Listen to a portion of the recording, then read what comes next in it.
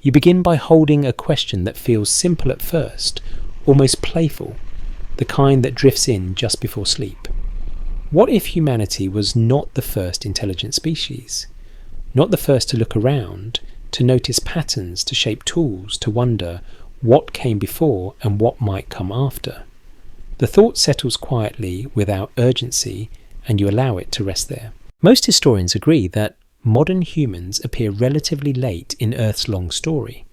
Archaeology suggests that our species has occupied this planet for only a narrow slice of time compared to the age of the rocks beneath your feet.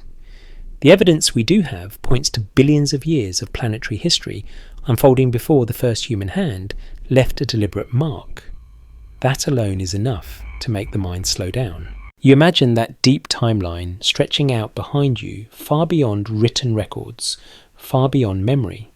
One interpretation is that intelligence, like life itself, might not be a single event, but a recurring possibility. That idea does not demand belief. It simply opens a space to consider how much could happen without leaving a clear signature for us to find. What's broadly accepted is that archaeology depends on survival. Bone lasts longer than flesh. Stone lasts longer than wood. Metal lasts longer than both. Entire ways of living can vanish if they relied on materials that time does not favour. A careful reading might suggest that absence of evidence is not the same as evidence of absence, though it also does not grant permission to imagine freely without restraint. We will keep the solid ground separate from the mist. You let yourself notice how often human history is described as a beginning, the first tools, the first fire, the first art, the first cities. These phrases feel definitive, but they are only definitive within the limits of what we have recovered. Historians still argue whether these milestones represent true beginnings or simply the earliest surviving examples. That debate matters because it reminds you how provisional knowledge can be. Some parts are documented, some are interpretation, and some are gentle imagination. If the evidence is thin, we will say so. You picture an earlier world not populated by towering lost civilizations or dramatic machines, but something quieter, a species perhaps no more advanced than early humans, but still capable of cooperation, learning, and adaptation. It's possible that intelligence does not always announce itself in monuments. A more cautious explanation could be that intelligence expresses itself in ways suited to environment rather than legacy. There is a popular habit of equating intelligence with permanence, cities, writing, technology that leaves scars in the landscape. Yet archaeology suggests that many human societies lived richly without building anything meant to last forever. Their intelligence was real even if its traces were fragile. One interpretation is that earlier intelligences, if they existed at all, might have done the same. A fringe idea proposes that Earth may have hosted other intelligent species millions of years ago, erased by time and geology. This theory isn't widely accepted, but it appears often enough to be worth framing carefully. If we treat it as a possibility rather than a conclusion, it becomes less about hidden truths and more about humility in the face of deep time. We are not proving anything tonight, we are following clues. You feel the pace slow as the question shifts. What if the story is pointing at something else? Not that there was a lost civilization waiting to be rediscovered, but that intelligence itself might be more common, more fleeting than we usually assume.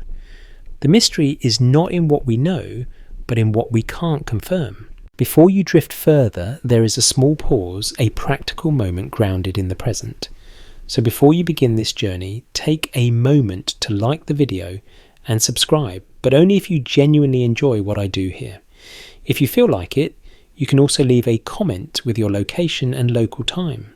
There is something quietly comforting about knowing where in the world these thoughts are landing. Now dim the lights and let's ease into tonight's journey together. You continue without a sharp transition because there is no need for one. The question remains gently pulsing beneath everything else.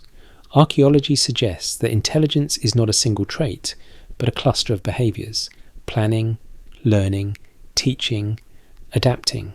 By that definition, intelligence may have appeared many times in many forms, most of which left no lasting trace. Most historians agree that Earth has experienced repeated cycles of change.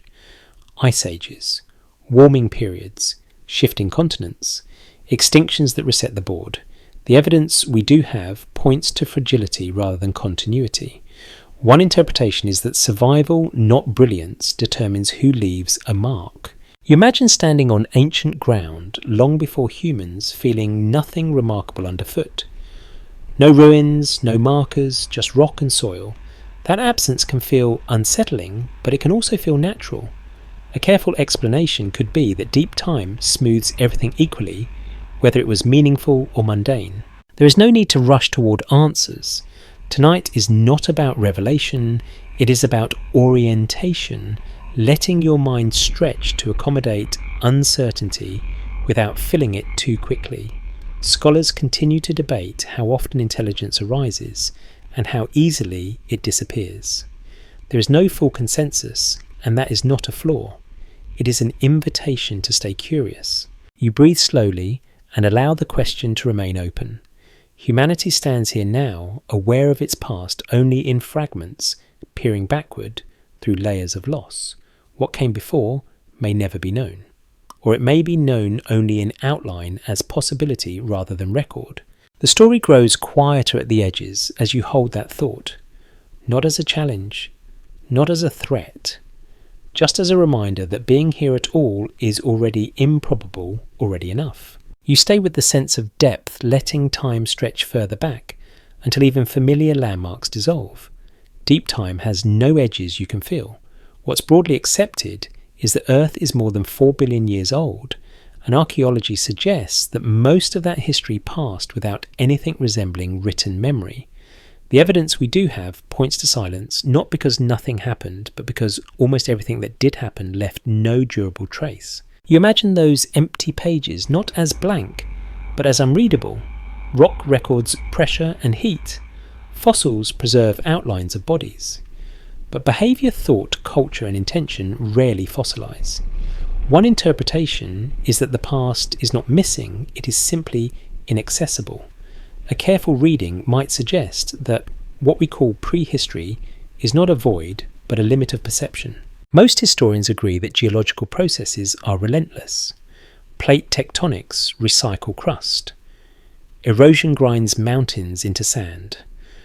Oceans rise and fall, swallowing coastlines where life tends to gather. Over millions of years, even the most persistent structures are reduced to chemistry. Historians still argue whether any technological society, human or otherwise, could survive that kind of attrition long enough to be discovered by a distant future. You picture an intelligent species living near an ancient shoreline, building with organic materials leaving behind little more than patterns in the soil. It's possible that even if they developed language art or systems of knowledge, those achievements would dissolve without a trace once their bodies were gone. A more cautious explanation could be that intelligence does not guarantee legacy. The evidence we do have points to how selective survival really is. Dinosaur bones survive because they mineralized under rare conditions. Stone tools survive because stone resists decay. But most tools made of wood fibre or hide vanish completely. Archaeology suggests that even human history is deeply skewed toward what happened to be durable rather than what mattered most. There is a popular assumption that intelligence announces itself loudly. Cities visible from the sky, technology embedded in the landscape. Yet one interpretation is that this assumption reflects modern habits more than universal rules. A quieter intelligence might leave almost nothing behind. If we treat it as a possibility rather than a conclusion, the silence of deep time becomes less suspicious and more expected. A fringe idea proposes that traces of earlier intelligent life might exist, but remain unrecognized because we do not know what to look for. This theory is not widely accepted, but it raises an interesting methodological question. How would you recognize intelligence if it did not resemble your own?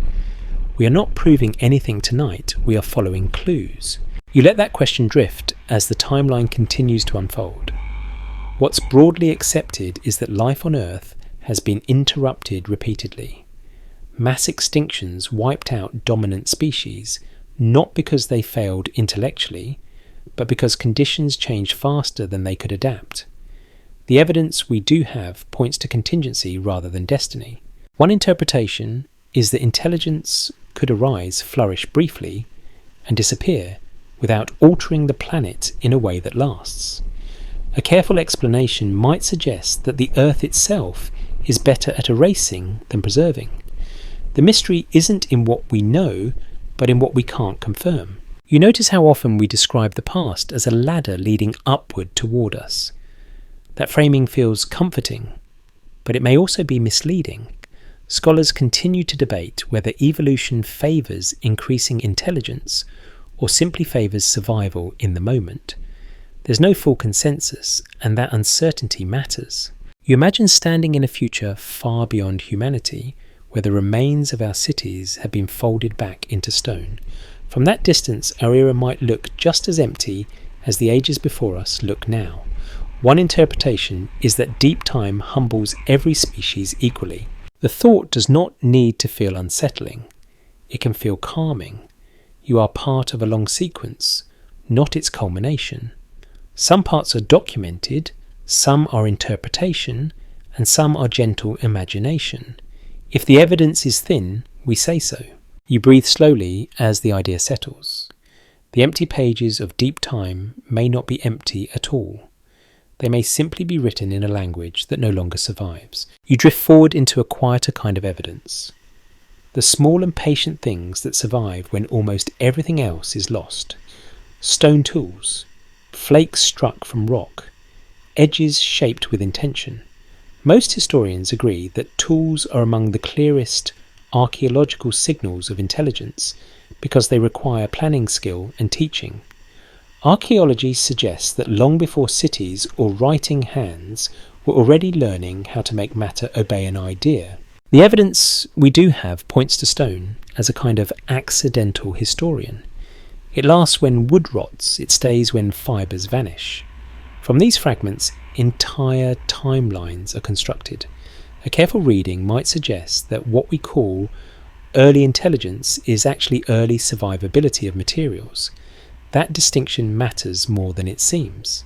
You imagine a scene far older than any campsite we know, a shoreline or forest edge where stone was rare, but bone shell or plant fibre was abundant. One interpretation is that a tool-making culture could exist almost entirely in materials that leave no trace. If their intelligence expressed itself through weaving carving wood or shaping living plants, time would erase nearly everything they touched. What's broadly accepted is that archaeology privileges what endures. This does not make it dishonest, but it does make it incomplete. The evidence we do have points to a skewed picture, one where stone-heavy cultures loom large and others fade away. Historians still argue whether this bias fundamentally distorts our understanding of early intelligence. You pause on that thought. The absence of tools does not necessarily mean the absence of minds. A more cautious explanation could be that intelligence adapts to available resources. Stone tools are not inevitable. They are a response to specific environments. If an earlier intelligent species lived where stone was scarce or unnecessary, their material culture might never enter the archaeological record. There is a popular habit of imagining intelligence as progress toward complexity, better tools, sharper edges, more control. Yet archaeology suggests that some of the most enduring human tools changed very little over tens of thousands of years. One interpretation is that stability, not innovation, often marks success. Intelligence may sometimes choose restraint. A fringe idea proposes that earlier intelligences could have developed technologies that left no obvious debris. This theory is not widely accepted, and the evidence for it is thin. If the evidence is thin, we will say so. Still, as a possibility rather than a conclusion, it invites you to consider how narrow our expectations might be. You imagine tools that return to the earth after use, materials that dissolve, knowledge stored in memory rather than objects. The mystery isn't in what we know, but in what we can't confirm. We are not proving anything tonight, we are following clues. Archaeology suggests that even within known human history, enormous gaps exist. Entire regions show little evidence of tool use, not because people were absent, but because their tools were perishable. What's broadly accepted is that cultural richness does not correlate neatly with archaeological visibility. You let your mind wander to the idea of teaching. Stone tools require learning across generations. They imply communication, patience, and shared standards. One interpretation is that any intelligent species capable of sustaining itself would also be capable of teaching. That kind of intelligence leaves traces in behaviour more than in objects. Most historians agree that behaviour is the hardest thing to recover. We infer it indirectly from wear patterns and distributions. A careful explanation could be that the deeper you go into time, the more indirect your inferences become. Certainty softens, possibility expands. There is no need to imagine towering lost civilizations here. The picture that forms is smaller and more intimate, groups working together, solving problems, passing along techniques, intelligence expressed as continuity rather than conquest. That version feels quieter but also more plausible. Scholars continue to debate how much intelligence can exist without transforming the landscape. There's no full consensus. Some argue that any sustained intelligence must eventually leave a detectable mark. Others note how quickly marks can be erased. The debate remains open, and that openness is important. You picture the ground beneath you holding layers of stories it cannot tell. Stone remembers pressure, not purpose. Tools survive without context. A careful reading might suggest that what we recover is a shadow of the original life that shaped it. Some parts are documented, some are interpretation, and some are gentle imagination. The solid ground here is simple. Tools show intelligence. The mist lies in what kinds of intelligence never needed tools that last. You breathe slowly, letting the ideas settle without tension. The past does not owe us clarity. It only offers fragments. What we build from them must remain tentative, careful, and kind to uncertainty. The stone flakes fade back into the soil as your thoughts move on, leaving behind a quiet question.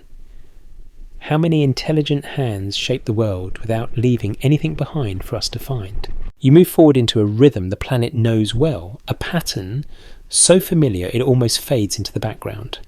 Endings, resets. What's broadly accepted is that Earth has experienced several mass extinctions events where enormous portions of life vanished in geologically brief moments. Archaeology suggests that these were not moral judgments or narrative climaxes, but shifts in conditions that life could not outpace. The evidence we do have points to suddenness. Asteroid impacts, volcanic winters, rapid climate swings, entire ecosystems collapsing and reforming. Most historians agree that extinction does not discriminate between simple and complex life. Intelligence offers no special protection when the environment changes faster than adaptation allows. You imagine intelligence emerging, stabilizing, even flourishing for a time, only to be erased by forces entirely indifferent to thought or culture. One interpretation is that extinction acts like a reset button, not just for species, but for knowledge. A careful explanation could be that each reset wipes clean, not only bodies, but accumulated learning. Historians still argue whether intelligence is rare because it is difficult to achieve, or because it is difficult to sustain. That distinction matters. If intelligence is fragile, then its absence in the deep past may reflect vulnerability rather than non-existence.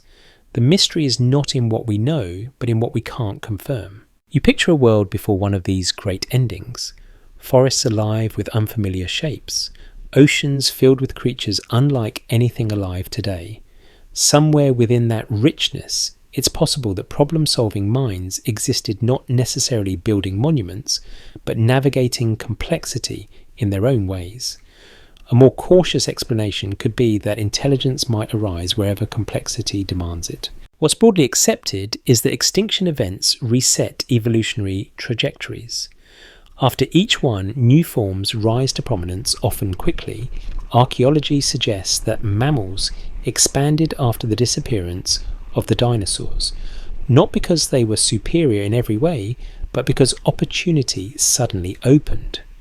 One interpretation is that intelligence may depend as much on timing as on capability. There is a popular assumption that progress is cumulative, that once knowledge exists, it builds upon itself forever. Yet the evidence we do have points to interruption as a defining feature of life on Earth.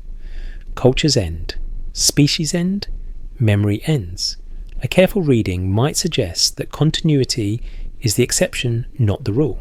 A fringe idea proposes that traces of pre-human intelligence could have existed before a major extinction, only to be erased almost entirely. This theory is not widely accepted, and there is no direct evidence for it. If the evidence is thin, we say so. Still treated as a possibility rather than a conclusion, it reframes extinction as a cultural eraser, not just a biological one. You slow down with that image. A reset does not imply failure, it implies impermanence. Most historians agree that no species, including ours, is exempt from this pattern. That realization can feel heavy, but it can also feel oddly calming. It places humanity back into the flow rather than above it. Scholars continue to debate whether intelligence increases a species' resilience or simply adds new vulnerabilities. There's no full consensus. Intelligence can create tools and cooperation, but it can also bind survival to complex systems that fail catastrophically. The debate remains open. You imagine the Earth after an extinction, quiet and altered. No witnesses, no record keepers, just chemistry and time beginning again. One interpretation is that the planet does not remember intelligence any differently than it remembers leaves or shells. Some parts are documented, some are interpretation, and some are gentle imagination. The solid ground here is simple. Extinction resets life repeatedly. The miss lies in what might have been reset along with it. You breathe evenly as the idea settles. If intelligence has appeared before extinction, could explain its disappearance without mystery or malice. If it has not, the same forces still remind you how provisional every chapter is.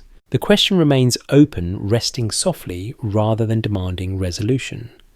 The past may not be empty, it may simply have been restarted more times than we can count. You arrive at a place where the past feels closer, almost familiar. Faces that are not quite yours, minds that are not quite different. Archaeology suggests that Neanderthals lived alongside early modern humans for thousands of years. What's broadly accepted is that they made tools, controlled fire, cared for the injured, and buried their dead. These are not trivial behaviours. They point toward planning, empathy, and shared meaning. Most historians agree that Neanderthals were not simple or crude. The evidence we do have points to complex lives shaped by harsh environments and close social bonds. One interpretation is that they represent a parallel form of intelligence adapted to a different niche rather than an inferior version of our own. A careful reading might suggest that intelligence does not follow a single blueprint. You imagine standing between two groups similar enough to recognize one another, different enough to diverge, both watching the same sky, both shaping stone, both telling stories in voices now lost. Historians still argue whether Neanderthals possess symbolic language in the same way modern humans do, but the debate itself signals how narrow the gap may have been. There is something quietly unsettling about that closeness. If another intelligent human species existed so recently, what does that imply about intelligence as a whole? One interpretation is that intelligence can arise more than once within a lineage. A more cautious explanation could be that intelligence is not a singular achievement, but a spectrum of overlapping capabilities. What's broadly accepted is that Neanderthals eventually disappeared. The reasons remain debated: climate shifts, competition, assimilation through interbreeding. The evidence we do have points to a mixture rather than a single cause. That ambiguity matters. It reminds you that intelligence alone does not guarantee persistence. A popular habit is to frame this story as a victory. Modern humans replaced Neanderthals. End of chapter. Yet, archaeology suggests a messier reality. Genetic evidence indicates that many people alive today carry traces of Neanderthal ancestry. One interpretation is that disappearance does not always mean erasure. Sometimes it means absorption. You pause with that thought. If Neanderthals had not vanished, history would look very different. Two intelligent species sharing the planet. Two ways of being human. It's possible that cooperation or coexistence might have reshaped civilization itself.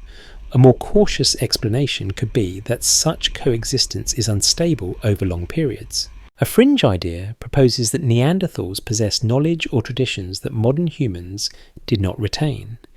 This theory isn't widely accepted, and evidence for it is thin. If the evidence is thin, we will say so. Still treated as a possibility rather than a conclusion, it invites reflection on how much can be lost even in near neighbours. Scholars continue to debate whether Neanderthals should be seen as a dead end or as a branch that merged back into our own. There's no full consensus. What is clear is that they challenge the idea that intelligence appeared once fully formed and then marched forward unopposed. You imagine their world not as a prelude to yours, but as a complete story in its own right. Winters endured, children raised, skills passed on, intelligence expressed through survival rather than expansion. The mystery isn't in what we know, but in what we can't confirm about their inner lives. Some parts are documented, some are interpretation, and some are gentle imagination. The solid ground here is firm. Another intelligent human species existed. The mist lies in how we measure intelligence and worth. You breathe slowly as the image softens. Neanderthals do not need to be mysterious ancestors or lost rivals. They can simply be a reminder. Humanity has already shared this world with another thinking species, and the outcome was neither clean nor simple. The question deepens quietly. If intelligence can branch, overlap, and fade even within humanity, then the idea of earlier intelligences becomes less extraordinary. It becomes part of a pattern rather than an exception. You let that realization settle without urgency. The past is not a straight line. It is a braided river splitting and rejoining, leaving behind channels that only become visible when you slow down enough to look. You drift from bones and stone into stories, the kind that survive, not because they are accurate, but because they are memorable. What's broadly accepted is that myths are not historical records in the modern sense. Archaeology suggests they shift as they are retold, shaped by culture, fear, and hope. Yet the evidence we do have points to something persistent. Myths often cling to real landscapes, real events, and real anxieties. You imagine early humans sitting close together, sharing accounts of a time before. Not a precise chronology, but a feeling. A world that was different, a presence that no longer exists. One interpretation is that myths act as containers for memory when facts are too fragile to preserve. A careful reading might suggest that stories remember what tools cannot. Most historians agree that many ancient cultures spoke of earlier ages. Golden ages, ages of heroes, ages before decline. These stories appear independently across regions that never contacted one another. Historians still argue whether this reflects shared psychology, shared experience, or coincidence shaped by storytelling habits. The debate itself keeps the question open. There is a popular assumption that myths are invented to explain the unknown. Yet archaeology suggests that some myths may preserve distorted memories of real transitions. Floods, migrations, collapses. One interpretation is that stories compress complex change into symbolic language. The mystery is not in what we know, but in what we can't confirm. You notice how often myths describe beings who are not quite human. Giants, first people, ancestors who lived longer, knew more, or shaped the world differently. A fringe idea proposes that these figures reflect encounters with earlier intelligent species. This theory isn't widely accepted, and the evidence for it is thin. If the evidence is thin, we will say so. Still treated as a possibility rather than a conclusion, it raises questions about how memory reshapes what it cannot fully explain. What's broadly accepted is that myth is conservative. It preserves themes across thousands of years, even as details change. A careful explanation could be that myths remember relationships rather than facts. They encode who came before, not exactly what they were. You imagine a story told so many times that its origin dissolves. The original referent gone, but the emotional truth intact. One interpretation is that myths may preserve the sense of loss more reliably than the thing that was lost. That kind of remembering does not require accuracy. It requires repetition. Scholars continue to debate whether myths can contain any usable information about deep prehistory. There's no full consensus. Some argue myths tell us more about the storytellers than about the past. Others suggest they may hint at events too old for direct evidence. Both positions can coexist without conflict. You pause with a simple realization. Even if myths do not describe earlier intelligences, they demonstrate something else clearly. Humans have always sensed that they arrived late, that something came before them, that they inherited a world already shaped. Archaeology suggests this feeling may be as old as humanity itself. Some parts are documented, some are interpretation, and some are gentle imagination. The solid ground here is firm. Myths are not records. The miss lies in what emotional truths they might preserve. You let the stories fade back into the dark, not dismissed, not embraced, just held gently. If earlier intelligences existed, myth would not prove it. But myth might explain why the question keeps returning. You breathe slowly as the idea settles. Stories do not need to be factual to be meaningful. Sometimes they exist simply to remind you that the present is not the beginning. You lift your attention upward, away from ground and bone and story, toward the slow, patient movements above. What's broadly accepted is that early humans across the world paid close attention to the sky. Archaeology suggests that long before writing, people tracked the sun, the moon, and the repeating paths of stars. The evidence we do have points to careful observation rather than casual wonder. You imagine the night sky before artificial light, before haze, before distraction. The stars would have felt closer, almost textured. One interpretation is that the sky functioned as humanity's first long-term record, reliable repeating, and shared by everyone. A careful reading might suggest that astronomical knowledge did not require advanced technology, only attention stretched across generations. Most historians agree that early monuments and structures often align with celestial events, solstices, equinoxes, lunar cycles. These alignments appear in cultures separated by oceans and millennia. Historians still argue whether this reflects independent discovery driven by survival needs or the inheritance of older traditions whose origins we can no longer trace. You slow down with that idea. The sky does not change quickly. Knowledge tied to it can last longer than knowledge tied to land or tools. One interpretation is that if earlier intelligences existed, astronomy would be one of the few domains where their understanding could echo forward indirectly, not as facts, but as habits of attention. What's broadly accepted is that tracking the sky helps regulate time. Seasons matter for food movement and survival. Archaeology suggests that calendars likely emerge from practical needs rather than abstract curiosity. A more cautious explanation could be that astronomy became symbolic only after it proved useful. There is a popular tendency to romanticize ancient skywatchers as possessing lost wisdom. That framing can slip easily into exaggeration. The evidence we do have points to gradual accumulation rather than sudden mastery. Still, one interpretation is that careful observation over very long periods could produce knowledge that feels uncanny to later generations. A fringe idea proposes that early astronomical precision reflects guidance from an earlier intelligence. This theory isn't widely accepted, and there is no direct evidence for it. If the evidence is thin, we will say so. Treated as a possibility rather than a conclusion, it functions more as atmosphere than argument. You imagine an earlier species human, or otherwise noticing the same slow cycles, teaching children where to look, marking time with shadows and stones, not trying to leave a message for the future, simply trying to live in rhythm with the world. That image feels quiet rather than dramatic. Scholars continue to debate how much ancient astronomical knowledge could accumulate without writing. There's no full consensus. Some argue oral transmission is fragile. Others point out how songs, rituals, and repeated observation can preserve accuracy over astonishing spans of time. Both views find support in different contexts. The evidence we do have points to continuity. Later civilizations inherit sky knowledge from earlier ones, refining it, naming it, embedding it in culture.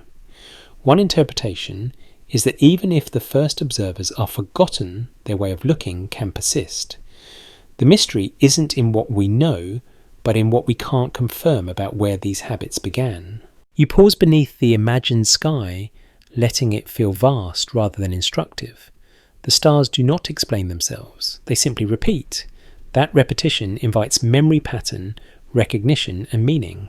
Intelligence responds almost automatically. Some parts are documented, some are interpretation, and some are gentle imagination.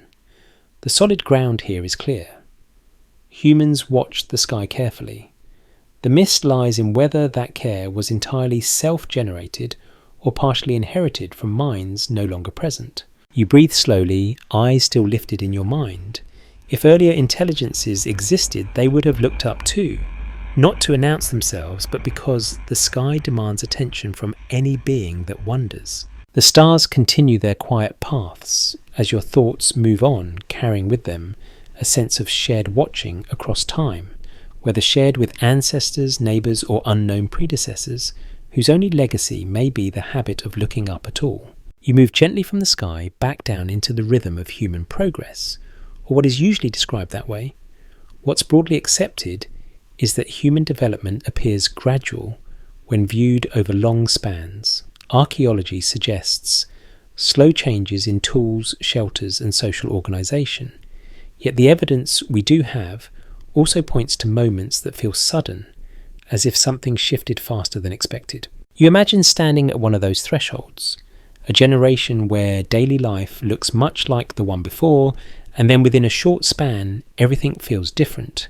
New tools appear, new patterns of settlement take shape, new ways of organising people begin to spread.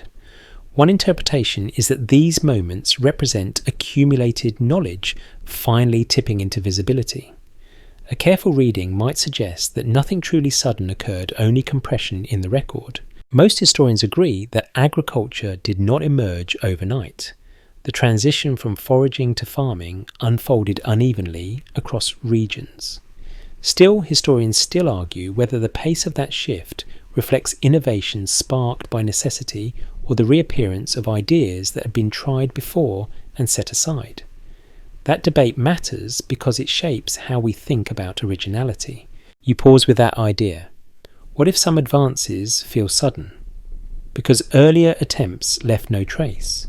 What if knowledge can flicker in and out of use depending on conditions? A more cautious explanation could be that progress is not linear, but episodic, shaped by environment and population density rather than raw intelligence. The evidence we do have points to repeated reinvention. Pottery appears, disappears, and reappears in different regions. Settlement patterns expand, collapse, and reform. One interpretation is that humans often rediscover solutions rather than inventing them once. The mystery isn't in what we know, but in what we can't confirm about how often this has happened before. There is a popular tendency to frame sudden advances as evidence of external influence. This theory isn't widely accepted, and archaeology does not require it. Still, as a fringe idea, treated gently, it reflects discomfort with discontinuity. If we treat it as a possibility rather than a conclusion, It tells us more about modern expectations than ancient realities. You imagine a long stretch of time where small groups live sustainably without pressure to change. Intelligence expressed through balance rather than expansion. Then conditions shift, climate rise, populations grow. Suddenly, experimentation accelerates. A careful explanation could be that innovation responds to stress, not curiosity alone. Scholars continue to debate whether cultural complexity depends more on intelligence or on circumstance. There's no full consensus. Highly intelligent groups can remain technologically simple for millennia if their needs are met. That idea softens the urge to equate advancement with superiority. Some parts are documented, some are interpretation, and some are gentle imagination. The solid ground here is clear. Human progress is uneven. The mist lies in whether similar unevenness existed long before us, hidden by time. You breathe slowly as the thought settles. Sudden change does not require a spark from elsewhere. It can arise from pressure memory or chance. Yet the pattern itself invites quiet curiosity. You move on carrying the sense that progress is less like a staircase and more like waves rising and falling, sometimes overlapping, sometimes leaving no trace at all. You feel the rhythm of water enter the story, slow and persistent, shaping memory the way it shapes land. What's broadly accepted is that flood stories appear in cultures across the world. Archaeology suggests that many of these stories correspond to real flooding events that profoundly disrupted early communities. The evidence we do have points to water as both a giver of life and an agent of erasure. You imagine rivers swelling beyond their banks, coastlines, shifting settlements, dissolving into mud and current. One interpretation is that floods function as cultural reset moments, remembered not for their details, but for their impact. A careful reading might suggest that flood myths compress generations of environmental instability into a single symbolic event. Most historians agree that early civilizations tended to arise near water. Fertile floodplains supported agriculture, trade, and growth. Yet those same waters could turn destructive without warning. Historians still argue whether flood myths reflect singular catastrophic events or accumulated memory of many smaller disasters layered together over time. You pause with that ambiguity. If floods repeatedly wiped out settlements, the knowledge could vanish along with them. A more cautious explanation could be that cultural continuity was fragile, dependent on geography as much as intelligence. The mystery isn't in what we know, but in what we can't confirm about how often societies had to begin again. There is a popular idea that flood myths encode the destruction of a once advanced civilization. This theory isn't widely accepted, and there is no solid archaeological evidence for a global lost culture erased by water. If the evidence is thin, we say so. Still treated as a possibility rather than a conclusion, the idea highlights how deeply humans associate water with forgetting.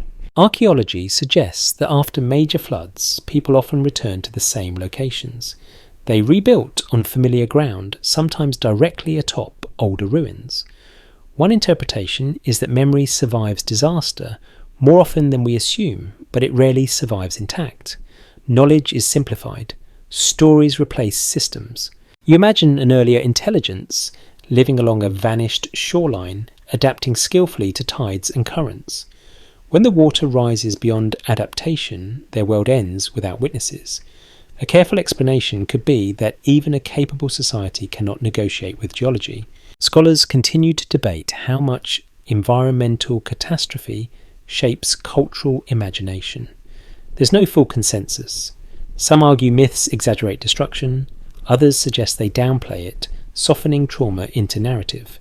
Both perspectives reveal how memory works under pressure. Some parts are documented, some are interpretation, and some are gentle imagination. The solid ground here is firm. Floods reshape landscapes and cultures. The mist lies in whether they also raised intelligences we will never meet. You breathe slowly as the water recedes in your mind. Flood stories do not need to point to lost worlds to matter. They already tell you something essential. that survival is never guaranteed and memory is always selective. The current carries you forward, leaving behind the sense that water does not just change land, it changes what can be remembered and what is quietly swept away. You step into a moment that often feels like a beginning, even though it may not be one. Cities appear, streets align, walls rise. What's broadly accepted is that the earliest known urban centres emerge relatively quickly once certain conditions aligned. Archaeology suggests that places like early Mesopotamian settlements show organised planning, social roles and shared systems appearing within a surprisingly short span. You imagine arriving at such a place for the first time. The layout already makes sense. Storage areas exist. Ritual spaces are defined. Work is divided.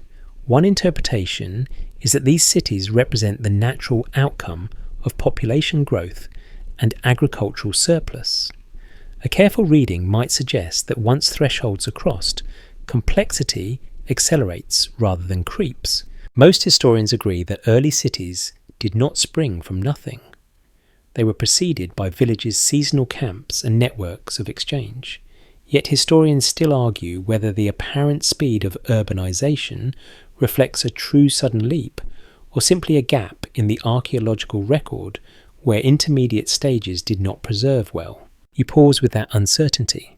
If earlier experiments in organisation existed but failed or dissolved, their traces might be scattered or invisible.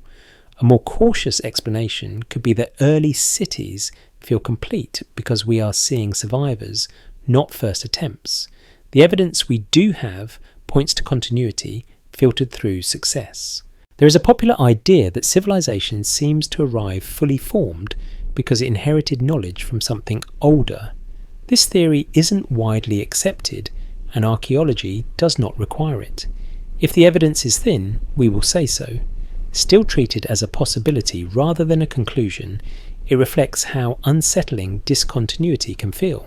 Archaeology suggests that many early cities reused land occupied for thousands of years. Layers of building rest atop older layers, compressing time into place. One interpretation is that knowledge accumulates quietly before it becomes visible. When it finally appears, it looks sudden only because we were not watching closely enough. You imagine an earlier intelligence that never reached urban scale but still developed social coordination, shared rules and memory. When humans later built cities, they may have rediscovered patterns rather than inventing them outright. A careful explanation could be that civilization is a recurring solution to recurring pressures. Scholars continue to debate whether cities represent a peak of intelligence or simply one expression of it. There's no full consensus. Some societies actively avoided dense settlement, valuing mobility and resilience instead. Intelligence can choose not to build monuments. Some parts are documented, some are interpretation, and some are gentle imagination. The solid ground here is clear. Early cities arose quickly once conditions allowed. The mist lies in how many attempts preceded them and vanished without leaving a name. You breathe slowly as the streets fade back into the earth. Civilization does not need a single origin to be meaningful. It may be less a spark and more a pattern emerging whenever circumstances invite it. The thought settles softly. What we call beginnings may simply be moments when continuity becomes visible again. You move deeper into the quiet mechanics of how we know anything at all. Not discoveries, but limits. What's broadly accepted is that the archaeological record is incomplete by nature. Archaeology suggests that what survives is shaped less by importance and more by chance. The evidence we do have points to a past filtered through erosion, decay, and luck. You imagine an immense archive where most pages were never printed and many that were have faded beyond recognition. One interpretation is that archaeology does not show us what mattered most, only what endured longest. A careful reading might suggest that this limitation affects not just small details, but entire ways of life. Most historians agree that preservation favours certain environments: dry caves, frozen ground, rapid burial. Outside those conditions, objects dissolve quickly. Organic materials disappear. Settlements built of earth return to earth.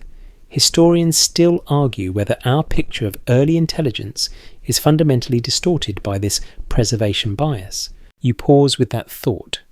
If intelligence expressed itself primarily through behaviour rather than construction, it might leave almost nothing behind. Teaching, cooperation, memory and ritual do not fossilise easily. A more cautious explanation could be that much of what defines intelligence is archaeologically invisible. The evidence we do have points to how fragile even recent history can be. Entire libraries burned, cities abandoned, knowledge lost within a few generations. Archaeology suggests that loss accelerates with time, not the other way around. One interpretation is that the deeper the past, the more selective survival becomes. There is a popular expectation that advanced intelligence must leave unmistakable traces, large-scale structures, durable technology, clear anomalies. This expectation shapes how we search, yet a careful reading might suggest that this assumption reflects modern experience more than universal law. Intelligence does not always aim to leave evidence. A fringe idea proposes that earlier intelligences could have existed using materials or methods that leave no long-term trace. This theory isn't widely accepted, and there is no direct evidence for it. If the evidence is thin, we will say so. Treated as a possibility rather than a conclusion, it highlights the narrowness of our detection tools rather than asserting hidden truths. You imagine an intelligence adapted to balance rather than expansion, one that built lightly, repaired continuously, and avoided accumulation. Over time, such a society could vanish almost seamlessly back into the landscape. A careful explanation could be that sustainability and invisibility often travel together. Scholars continue to debate whether the absence of evidence should ever be treated as meaningful. There's no full consensus. Some argue that large-scale intelligence would inevitably leave marks. Others point out how quickly even human industrial traces could vanish over geological time. Both perspectives are grounded in reasonable caution. Some parts are documented, some are interpretation, and some are gentle imagination. The solid ground here is firm. Archaeology has limits. The mist lies in how much those limits hide. You breathe slowly as the idea settles. The past is not a puzzle designed to be solved. It is a fragmentary record shaped by forces indifferent to curiosity. Expecting completeness may be the wrong posture altogether. You move on with a quieter sense of humility. What we do not see may not be mysterious. It may simply be gone or never preserved in the first place. That does not make the question foolish. It makes it human. The thought lingers softly as you continue, aware now that every answer depends on what the ground was willing to keep. You shift your attention from stones and ruins to something living, moving, and unmistakably present. Intelligence is not unique to humans. What's broadly accepted is that many animals demonstrate problem-solving, memory, communication, and even tool use.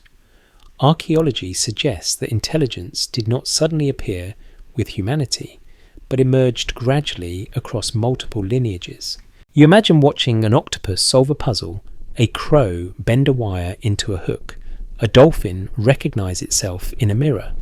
The evidence we do have points to cognition as a spectrum rather than a switch.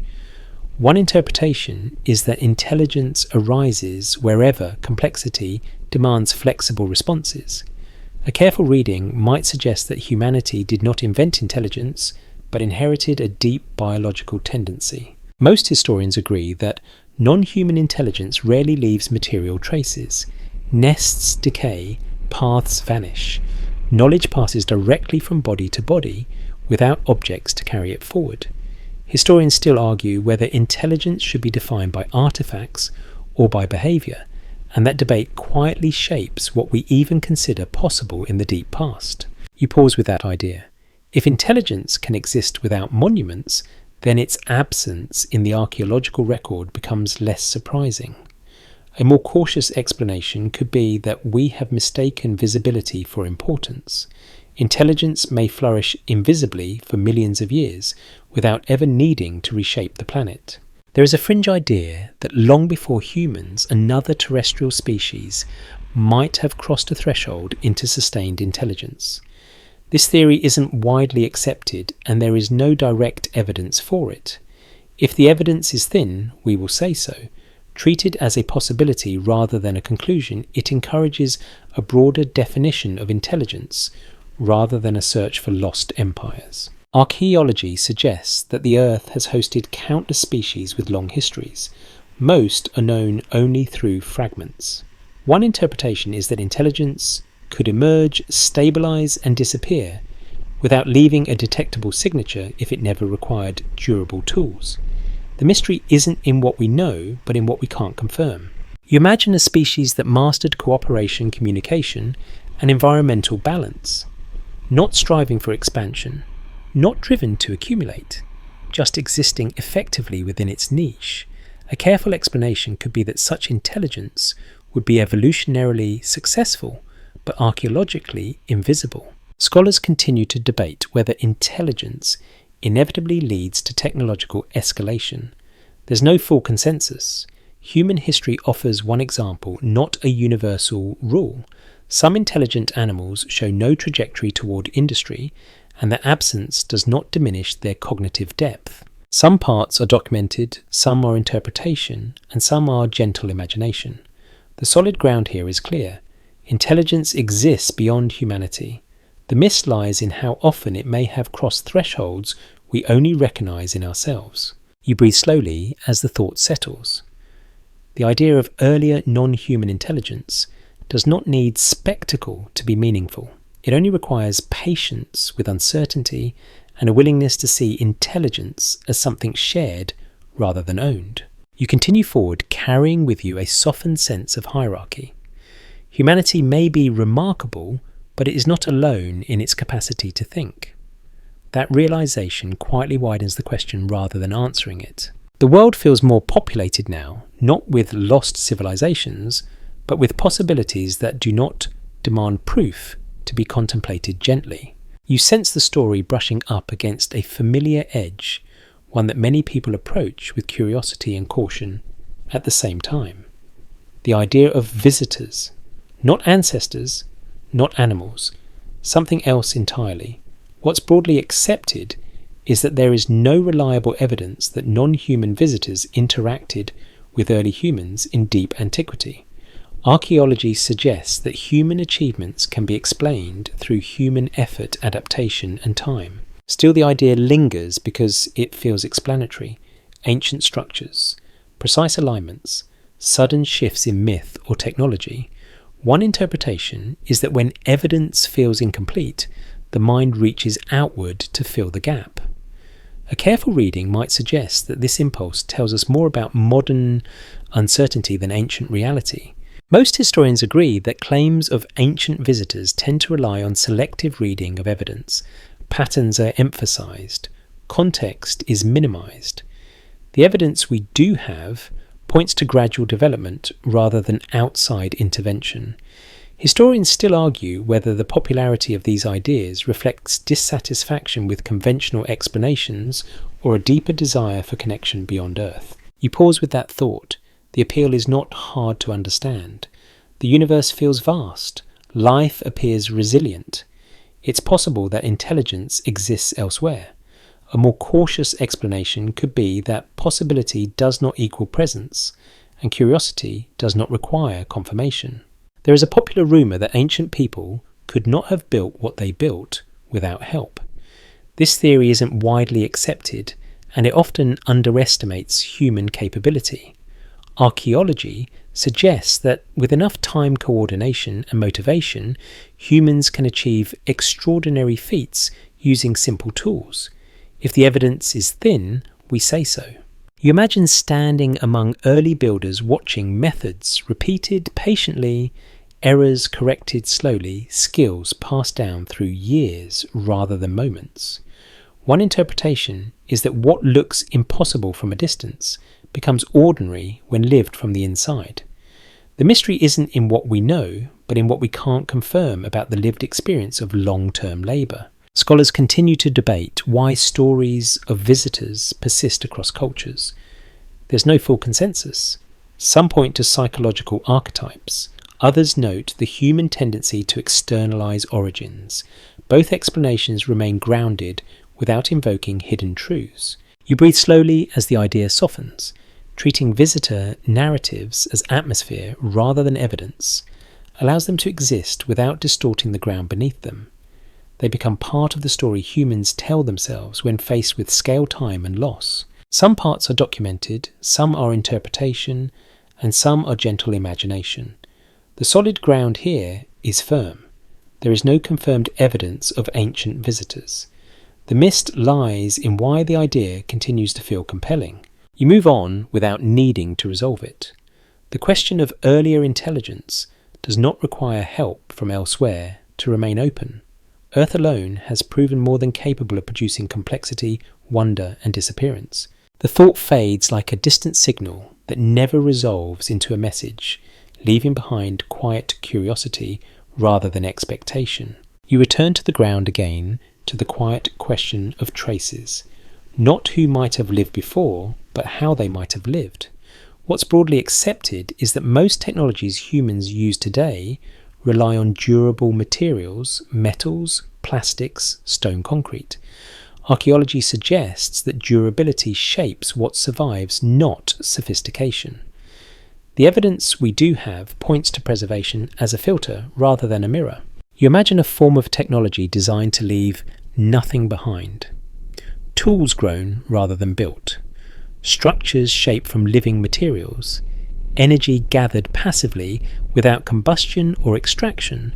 One interpretation is that intelligence does not require excess.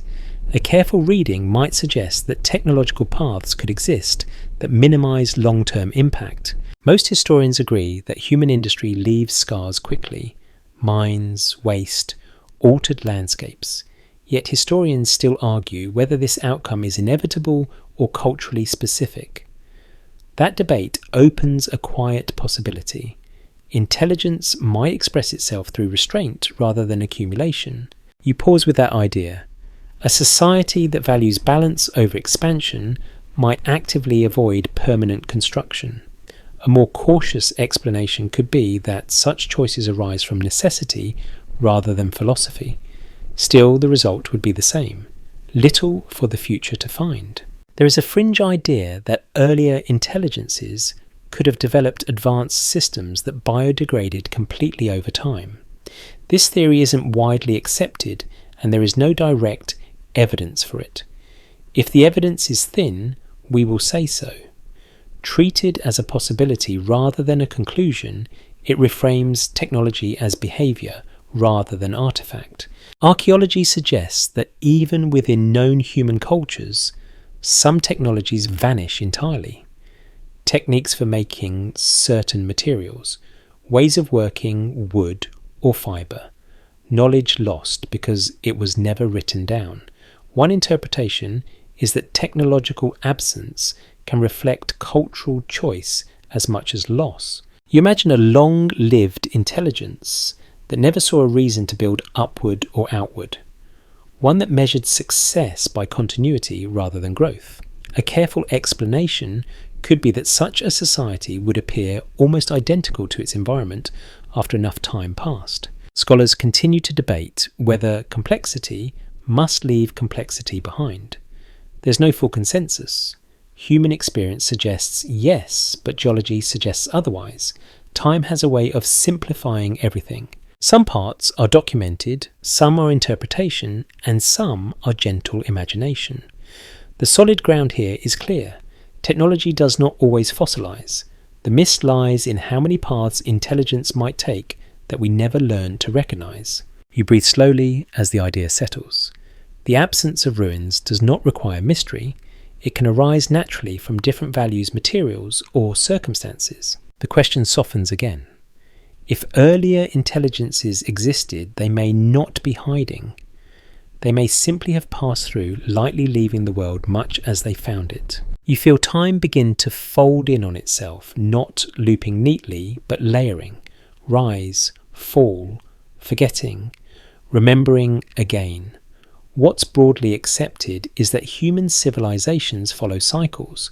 Archaeology suggests patterns of growth, stability, collapse, and reorganization repeating across regions and eras. The evidence we do have points to rhythm rather than straight ascent. You imagine standing still while centuries pass around you. Settlements expand, fields spread, networks thicken, then stress appears, climate shifts, resources strain, political systems harden. One interpretation is that collapse is not failure but transition. A careful reading might suggest that what ends is often a particular arrangement, not the people themselves. Most historians agree that many collapses are followed by periods of apparent simplicity, fewer monuments, less centralised power, thinner material records. Historians still argue whether these periods represent true decline or merely a change in what societies chose to preserve and prioritise. That distinction matters because it affects how we read silence in the record. You pause with that thought. A culture that abandons large-scale building may appear to vanish archaeologically even as its people continue living, adapting and teaching. A more cautious explanation could be that collapse compresses visibility without erasing intelligence. The mystery isn't in what we know, but in what we can't confirm about continuity beneath disruption. Archaeology suggests that knowledge often survives collapse in altered forms. Techniques become simplified. Stories replace systems. Memory shifts from institutions to families. One interpretation is that intelligence persists by shedding complexity when conditions demand it.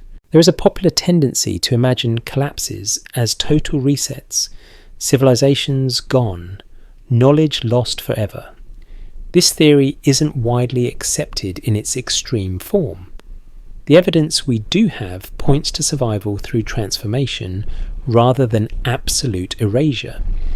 If the evidence is thin, we will say so. You imagine an earlier intelligence that rose stabilised and then deliberately scaled back, not destroyed by catastrophe, but choosing dispersal over density. A careful explanation could be that resilience sometimes means becoming harder to see. Scholars continue to debate whether cycles are driven primarily by environment, social structure, or chance. There's no full consensus. Each collapse appears to be shaped by a unique combination of pressures.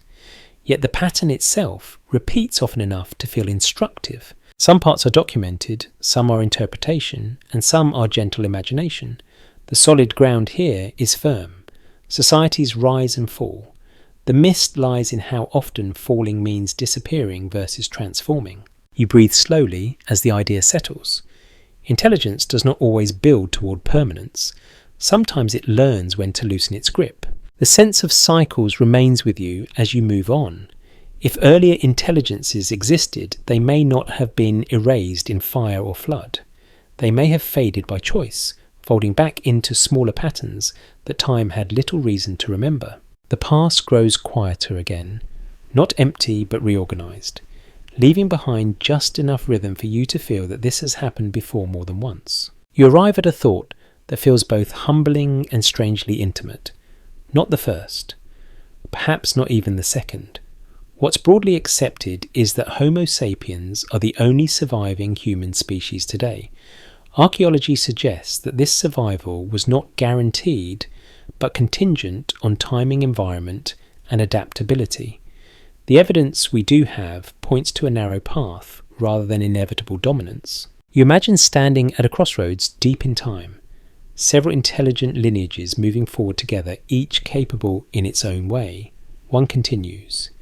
The others do not. One interpretation is that humanity is less a pinnacle and more a remainder. A careful reading might suggest that survival does not equal superiority, only compatibility with changing conditions. Most historians agree that chance plays a significant role in evolution. Small advantages, fortunate migrations, a climate shift at the right moment. Historians still argue whether Homo sapiens survived because of unique cognitive traits or because circumstances favoured our particular mix of flexibility and cooperation. That uncertainty matters because it weakens the idea of destiny. You pause with that realisation. If humanity is the product of survival rather than selection for perfection, then intelligence itself may have existed many times in many forms, only one of which persists now. A more cautious explanation could be that intelligence is common but endurance is rare. Archaeology suggests that early humans faced repeated bottlenecks, populations shrinking to precariously small numbers, knowledge at risk of disappearing entirely. One interpretation is that humanity has already come close to ending more than once. That fragility reframes the idea of succession. We are not the first by default. We may simply be the ones still here. There is a fringe idea that humanity represents a second attempt at sustained intelligence on Earth. This theory isn't widely accepted, and there is no direct evidence for it. If the evidence is thin, we will say so. Treated as a possibility rather than a conclusion, it invites reflection on how many attempts the planet might allow without recording them clearly. You imagine intelligence arising, stabilising, and then failing to pass through a narrow window of survival, not through error, but through misalignment with a changing world. A careful explanation could be that intelligence must remain flexible to persist. Rigidity, even when sophisticated, can become fatal. Scholars continue to debate whether intelligence increases or decreases extinction risk. There's no full consensus. Intelligence can create tools and foresight, but it can also entangle survival with complex systems that collapse suddenly. Human history already offers examples of both tendencies operating side by side. Some parts are documented, some are interpretation, and some are gentle imagination. The solid ground here is clear. Humanity survived where others did not. The mist lies in how many intelligent forms failed before leaving anything we can recognise. You breathe slowly as the idea settles. Being the survivor does not require being the origin. It only requires being adaptable enough to continue when others could not. You imagine the Earth as patient, not invested in any particular outcome. It offers conditions. Life responds. Intelligence emerges when it can. Sometimes it lasts. Sometimes it does not. One interpretation is that humanity occupies a temporary role, not a permanent one. The thought does not feel threatening, it feels clarifying. If we are not the first, then our task is not to prove uniqueness, but to understand responsibility. Survival carries memory forward whether it wants to or not. You continue on carrying the sense that humanity stands in the middle of a long story, not at its opening or its end. What came before may be unknown. What comes after is uncertain. But being here now is enough to ask the question carefully without needing to answer it completely. The idea rests quietly. If we are the second attempt, or the 10th, or simply one of many, then intelligence is not a miracle that happens once. It is a pattern that repeats, sometimes briefly, sometimes long enough to wonder about itself. You slow your pace as the question narrows, not toward an answer, but toward an accounting. If earlier intelligences existed, why does nothing clearly remain? What's broadly accepted is that time is extraordinarily effective at erasure. Archaeology suggests that even robust structures struggle to survive beyond tens of thousands of years unless conditions are unusually kind. The evidence we do have points to disappearance as the default outcome. You imagine a city built of stone and metal left untended. Roofs collapse, walls fracture, vegetation pushes through seams. Within centuries, outlines blur. Within millennia, shapes flatten. Given enough time, even concrete dissolves back into mineral components.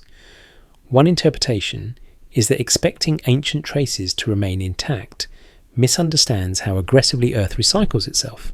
Most historians agree that geology works faster than intuition suggests. Plate tectonics subduct crust.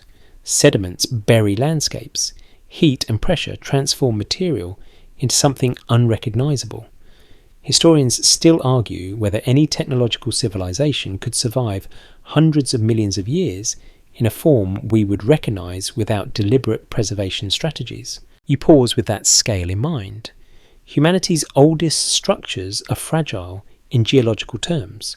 A more cautious explanation could be that we overestimate permanence because we live inside a narrow window where things still stand. The mystery isn't in what we know, but in what we can't confirm once time stretches beyond familiarity. Archaeology suggests that even when traces survive, interpretation is difficult. A shaped stone may look natural. A natural formation may look shaped. Context matters, and context is often lost first. One interpretation is that earlier intelligences might not be missing, but misidentified as background noise in the geological record. There is a popular expectation that advanced intelligence must leave unmistakable anomalies, materials out of place, chemistry that does not belong. This theory isn't widely accepted as a requirement. If the evidence is thin, we say so. Still treated as a possibility rather than a conclusion, it highlights how expectations guide perception. You imagine future scientists examining the remains of modern cities millions of years from now. Without context, they might find scattered alloys, altered sediments, and chemical signatures. Would they recognise intelligence? Or would they interpret these as unusual but natural processes? A careful explanation could be that recognition requires familiarity, not just evidence. Scholars continue to debate how detectable intelligence truly is across deep time. There's no full consensus. Some argue that industrial activity leaves indelible marks. Others note that even dramatic changes can be smoothed away by planetary processes given enough time. Some parts are documented, some are interpretation, and some are gentle imagination. The solid ground here is firm. Time erases efficiently. The mist lies in how completely. You breathe slowly as the idea settles. The absence of evidence does not demand conspiracy or suppression. It may simply reflect the quiet power of erosion, heat, and motion. You continue with a softened sense of expectation. If earlier intelligences existed, they may not be hidden. They may be gone so thoroughly that the question itself becomes the only remaining trace. The thought rests without tension. The planet does not archive. It transforms. Expecting clarity from deep time may be asking it to behave against its nature. You find yourself turning inward now toward the question, beneath all the others. Not who came first, but what intelligence actually is. What's broadly accepted is that intelligence is difficult to define precisely. Archaeology suggests that we often recognise it only when it resembles our own behaviour. The evidence we do have points to intelligence as a flexible set of responses rather than a single measurable trait. You imagine intelligence not as a ladder, but as a field. Different shapes, different intensities, different purposes. One interpretation is that intelligence emerges wherever a system must adapt creatively to uncertainty. A careful reading might suggest that this makes intelligence far more common than we usually allow, but also far more variable. Most historians agree that humans tend to centre themselves in definitions of mind, language, symbolism, technology. These become benchmarks. Yet historians still argue whether these benchmarks reflect intelligence itself or merely the particular ways humans express it. That debate quietly reshapes how we search the past. You pause with that thought. If intelligence does not always speak, build or record, then it may pass unnoticed. A more cautious explanation could be that we have mistaken familiarity for significance. The mystery isn't in what we know, but in what we can't confirm when intelligence takes unfamiliar forms. Archaeology suggests that even within humanity, intelligence expresses itself differently across cultures. Some emphasize innovation, others emphasize continuity, some build outward, others inward. One interpretation is that intelligence is relational rather than hierarchical. It responds to context more than it pursues dominance.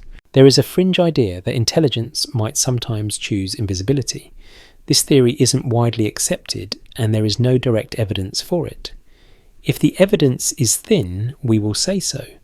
Treated as a possibility rather than a conclusion, it invites reflection on how intelligence might prioritize balance over recognition. You imagine an intelligence that measures success by survival without disruption. No monuments, no expansion, no legacy beyond continued existence. A careful explanation could be that such intelligence would appear absent to observers, looking only for traces of control or growth. Scholars continue to debate whether intelligence inevitably seeks expression. There's no full consensus. Human history suggests yes, but biology offers many counterexamples where sophisticated cognition remains quiet, local, and ephemeral. Some parts are documented, some are interpretation, and some are gentle imagination. The solid ground here is clear. Intelligence takes many forms. The mist lies in how many of those forms we have learned to notice. You breathe slowly as the idea settles. If earlier intelligences existed, they do not need to resemble us to have been real. They only need to have responded to their world with awareness. You move forward carrying a softened definition of mind. Intelligence may not announce itself with structures or stories. It may simply pass through time, solving the problems it faces, leaving no obligation to be remembered. The question grows quieter now, not because it has been answered, but because it no longer demands a narrow frame. Intelligence is no longer a trophy to be claimed by the first or the best. It is a pattern that appears when conditions allow and disappears when they no longer do. You let that understanding rest gently. What matters may not be who was first, but how briefly and carefully intelligence learns to exist at all. You reach a place where the question no longer feels like a challenge, but like something you are allowed to live beside. What's broadly accepted is that uncertainty is a permanent feature of studying the deep past. Archaeology suggests that answers thin out the farther back you look, not because nothing happened, but because time is selective. The evidence we do have points to fragments, not full stories. You imagine standing at the edge of what can be known. Behind you are bones, tools, dates, layers of soil. Ahead of you is quiet. One interpretation is that this quiet is not empty, but simply beyond resolution. A careful reading might suggest that some questions are not meant to be closed, only held. Most historians agree that speculation becomes riskier as evidence fades. That does not mean imagination has no place. It means imagination must walk slowly and label itself clearly. Historians still argue whether entertaining unanswered possibilities strengthens understanding or distracts from solid ground. That debate itself is part of how knowledge stays honest. You pause with that balance in mind. There is comfort in mystery when it is framed gently. A more cautious explanation could be that open questions keep inquiry alive without demanding belief. The mystery isn't in what we know, but in what we can't confirm and how we choose to sit with that gap. There is a popular impulse to resolve uncertainty with a single hidden truth. This theory isn't widely accepted, and it often oversimplifies complex evidence. If the evidence is thin, we say so. Treating mystery as a space rather than a solution allows curiosity without distortion. You imagine earlier intelligences not as lost civilizations waiting to be uncovered, but as lives once lived fully within their own moments. Their significance does not depend on our recognition. One interpretation is that meaning does not require continuity. A careful explanation could be that existence itself is enough. Scholars continue to debate how much of the past is permanently unknowable. There's no full consensus. Some hope new methods will recover more. Others accept that loss is intrinsic to time. Both perspectives coexist, each shaping how patiently we ask questions. Some parts are documented, some are interpretation, and some are gentle imagination. The solid ground here is firm. Uncertainty remains. The mist lies in how much we expect certainty to deliver comfort. You breathe slowly as the question softens further. What if humanity was not the first intelligent species? It becomes less of a claim and more of a lens, a way of seeing intelligence as fragile, temporary and widely possible. You notice how that lens changes the present. If intelligence is rare, not because it appears once, but because it disappears often, then survival carries weight. Responsibility replaces pride. Attention replaces certainty. You let the thought rest. We are not proving anything tonight. We are following clues and stopping where they stop. That restraint feels appropriate. The story grows quieter now, preparing to ease toward rest. The question remains open, not unresolved, but gently suspended, like a thought you can return to or let drift away. You arrive without a clear boundary, because endings here were never meant to be sharp. The question has followed you this far. Not pressing, just present. What's broadly accepted is that humanity occupies a very brief moment in Earth's long history. Archaeology suggests that even our most durable achievements rest on a thin layer of time. The evidence we do have points to impermanence as the rule rather than the exception. You imagine the timeline stretching outward in both directions. Before you, millions of years of life, adapting, experimenting, vanishing. After you, the same processes continuing without pause. One interpretation is that intelligence is not a destination, but a phase. A careful reading might suggest that awareness blooms when conditions allow, then fades when they do not. Most historians agree that our sense of centrality comes from proximity, not proof. We see ourselves clearly because we are here now. Historians still argue whether future observers would view humanity as pivotal or simply present. That uncertainty gently undercuts the need to be first. You pause with that thought. If humanity was not the first intelligent species, the discovery would not diminish us.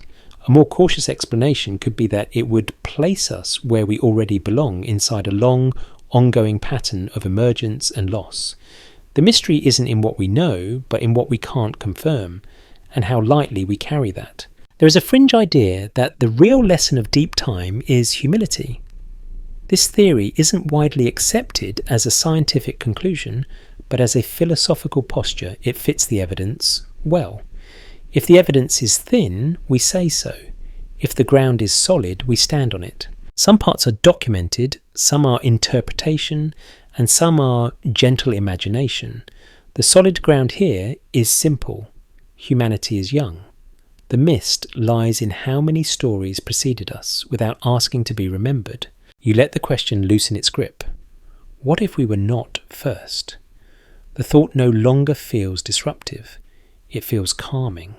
It suggests that intelligence is not a miracle reserved for one moment, but a recurring response to complexity. You begin to slow, letting the ideas soften at the edges. The world you imagine grows quieter. The past stretches behind you wide and unlit. No ruins rise. No answers call out. Just the sense that life has been busy for a very long time and thoughtful more often than we know. You're not alone in wondering. You never were. The present moment becomes enough. You breathe evenly. The weight of needing resolution fades. Questions do not need to be solved to be meaningful. Sometimes they are simply companions. If earlier intelligences existed, they lived their moments fully and then passed just as all things do. If they did not, the possibility still reminds you how fragile and precious awareness is whenever it appears. The timeline settles. The question rests. Your thoughts slow. There is nothing left to chase tonight.